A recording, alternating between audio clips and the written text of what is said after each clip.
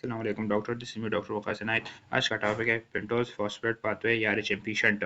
इसको hexose monophosphate pathway shunt. इसको ये शंट किस लिए कहते हैं? क्योंकि नॉर्मली जो हमारे पास ग्लूकोज होता है वो ग्लाइकोलिसिस के थ्रू आगे जाता है। इसकी हाइड्रोलिसिस होती है, पूरा साइकिल चलता है, लेकिन इसका एक अल्टरनेटिव पाथवे है। ये ग्लूकोज ग्लूकोज किस में कन्वर्ट होता है? ग्लूकोज जो है ग्लूकोज सिक्स फॉस्फेट में कन्वर्ट हो जाता है। तो ये इसके बजाय आगे जाने के ये इधर ये ग्लूकोज फॉस्फेट जो है ये इस एंजाइम की वजह से जो G6PD एंजाइम है जिसको हम कम पढ़ते आ रहे हैं, G6PD डिफिशियंसी पढ़ते आ रहे हैं ना, तो ये वही एंजाइम है glucose phosphate dehydrogenase G6PD enzyme की वजह से फॉस्फोग्लूकोनेट में कन्वर्ट हो जाता है और ये बाहर में हमारे साथ बना रहता है राइबोलोज।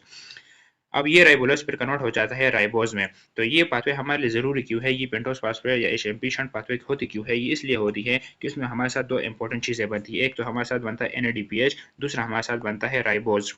अब इसका फ़ायदा क्या है? तो ये राइबोज तो यूज़ होता है न्यूक्लियोटाइड सिंथेसिस में, जो प्यूरिन और पाइरिमिडीन सिंथेसिस होती है, ये उसमें ये पेंटोज शुगर है, ये उसमें यूज़ होता है।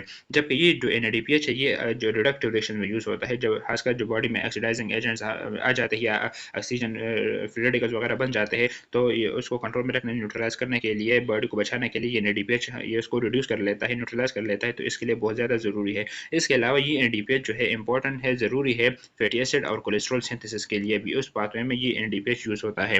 तो ये इसके फंक्शन है NADPH के, और दूसरा है वो जो न्यूक्लियोटाइड सिंथेसिस में होता है, और ये इस पाथवे से आता है। अब इसमें एक इंपॉर्टेंट बात जो आप लोगों ने याद रखनी ज़रूरी है NADPH और राइबोज के अलावा, कि इसमें ना ATP की प्रोडक्शन होती है और ना ATP इसमें कोई यूज़ होता है। मतलब ना इसमें यूज़ होता है ना प्रोड्यूस होता है, तो इसमें ATP का कोई रोल नहीं है और इसमें ये हमारे साथ आ जाते हैं। अब ये कहाँ कहाँ पे होता है? तो ये सबसे पहले तो ये बात रख लें कि ये प्रोसेस होता है साइटोप्लाज्म में, और खासकर जो लैक्टेटिक मेम्ब्रेन ग्लैंड से, लिवर है, एड्रीनल कॉर्टेक्स से, एड्रीनल कॉर्टेक्स में जहाँ पे फैटी एसिड और स्टेरॉइड की सिंथेसिस हो रही होती है, वहाँ पे ये हमारे साथ मौजूद होता है। और इसके अलावा आरबीसीज में इसका बहुत ही ज़्यादा इंपॉर्टेंट रोल है। अगर ये ना हो तो फिर आरबीसी की हेमोलिसिस होगी, जो हम इस टॉपिक में पढ़ेंगे इंशाल्लाह। अब ये करना क्या है कि ये होता कैसे है?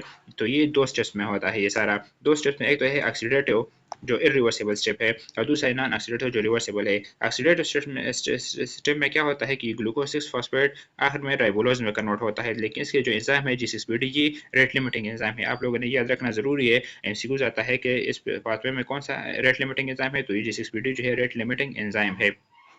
ये तो इस तरफ से आ जाते हैं। दूसरा है नॉन ऑक्सीडेटिव रिवर्सिबल पाथ है, जिसमें ये ग्लूकोज सिक्स फॉस्फेट जो है फ्रुक्टोज सिक्स फॉस्फेट में कन्वर्ट होता है, जैसे नॉर्मली ग्लाइकोलाइसिस में था। तो या तो ये आगे चला जाएगा, वही अपना ग्लाइकोलाइसिस के पाथवे यूज की तरफ चला जाएगा जिस तरह से था, या क्या हो जाता है ये राइबोज में कन्वर्ट हो जाता है।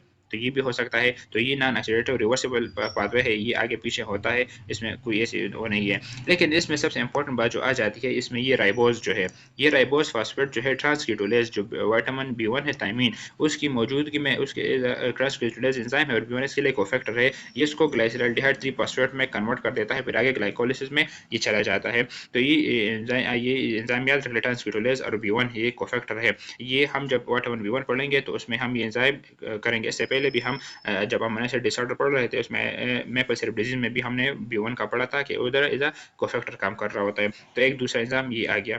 तो ये आई होप आपको समझ आ गई होगी इसकी। अब आते हैं G6PD डिफिशियंसी के बारे में। हमने पढ़ा कि ये G6PD जो है इसकी वजह से हमारे साथ NADPH की प्रोडक्शन होती है। अब अगर ये G6PD डिफिशिएंट होगा तो NADPH जो है ये हमारे साथ नहीं बनेगा, तो इसकी वजह से क्या होगा, बॉडी ऑक्सीडेटिव स्ट्रेस में होगी और डैमेज हो जाएगी। अब होती कैसे है, ये कैसे यूजफुल है?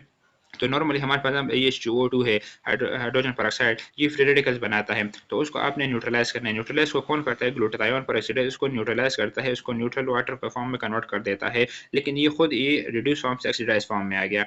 अब इसको दोबारा से रिड्यूस फॉर्म में लाना है ताकि ये दूसरे फ्री रेडिकल्स के लिए अवेलेबल रहे इसको न्यूट्रलाइज करने के लिए। तो ग्लूटाथायोन रिडक्टेज ये क्या करता है, इसको रिड्यूस करता है, लेकिन इस दौरान उसको किस चीज़ की ज़रूरत होती है? उसको NADPH की ज़रूरत होती है। तो NADPH को यूज़ करके इसको रिड्यूस फॉर्म में चला जाता है। लेकिन अब ये ग्लूटाथायोन जो NADPH को उसने यूज़ कर लिया, लेकिन अब तो ये ऑक्सीडाइज़ फॉर्म में है, तो उसको दोबारा से रिचार्ज करना है। ये NADPH फॉर्म में आ गया, इसको दोबारा से रिचार्ज करना, तो ये अब कौन रिचार्ज करेगा? ये NADPH कहाँ से आएगा? तो ये यही इसी पाथवे से आ रहा होता है, जहाँ पे जिसके लिए जो ग्लूकोज सिक्स फॉस्फेट डिहाइड्रोजिनेज चाहिए होता है। तो इस तरह से ये NADPH रिप्लेनिश होता है और बॉडी ऑक्सीडेटिव स्ट्रेस से महफूज रहती है। अब हमारे साथ ऑक्सीडाइजिंग एजेंट जब हम ले लेते हैं, कौन कौन से ऑक्सीडाइजिंग एजेंट है, जैसे हम फेवाबीन्स ले लेते हैं या सल्फोनामाइड्स ले लिए, नाइट्रोफेनोटाइन या प्राइमाक्विन। ये प्राइमाक्विन के बारे में बहुत ज़्यादा इंपॉर्टेंट एमसीक्यूज बार बार अक्सर रिपीट होता है कि एक बच्चा है वो आपके पास आया फीवर के साथ, डॉक्टर ने उसको एक दवा दे दी, एक दो दिन के बाद वो बच्चे जॉन्डिस वाले फीचर के साथ प्रेजेंट कर गया, तो क्या हो सकता है? तो ये एंटी मलेरियल ड्रग है, बच्चे को फीवर था, इसमें कोई किसी मेडिसिन वगैरह का मेंशन नहीं किया होता है, ऐसे एमसीक्यूज आते हैं, तो आपने कंफ्यूज नहीं होना, बच्चे को फीवर है तो डॉक्टर ने उसको एंटी मलेरियल ही दी होगी। तो ये इसके अलावा ये बात भी है कि जो ह्यूमन में सबसे एंजाइम डिफिशिएंट है मोस्ट कॉमन, तो वही ये जिसिस्बिलिटी एंजाइम की डिफिशियंसी है, तो आप इसको सबसे पहले डिफरेंशियल्स में रखेंगे। इसके अलावा अगर इन्फेक्शन हो जाते हैं तो इन्फेक्शन में भी होता है कि इन्फेक्शन में फ्री रेडिकल बनते हैं बॉडी उसको काउंटर करने के लिए, लेकिन अगर ये कंट्रोल में ना हो तो यही इसको क्या करते हैं, अपने सेल्स को हिमोलिसिस स्टार्ट कर लेते तो जॉन्डिस वाले फीचर्स आएंगे। तो ये सब था इसके बारे में। अब हमारे साथ ये अगर देखेंगे माइक्रोस्कोप पे, तो माइक्रोस्कोप पे आपको हिंज बॉडीज मिलेंगे। क्यों मिलेंगे? क्योंकि जो ऑक्सीडेटिव स्ट्रेस होता है, ऑक्सीडेटिव स्ट्रेस की वजह से ये ग्लोबिन जो है वो डीनेचर हो जाते हैं। जब वो डीनेचर हो जाते हैं तो प्रेसिपिटेट करते हैं, जब वो प्रेसिपिटेट करते हैं तो फिर जब वो स्प्रे से गुजरते हैं तो वो फेकोसाइट्स होते हैं, फेकोसाइट उसको रिमूव कर लेते हैं, तो ऐसे लगता है जैसे बाइट ले ली हो, तो बाइट सेल्स के फॉर्म में आपको नजर आएंगे। तो ये था सब, बाकी इसमें कुछ खास नहीं है। अल्लाह हाफिज़।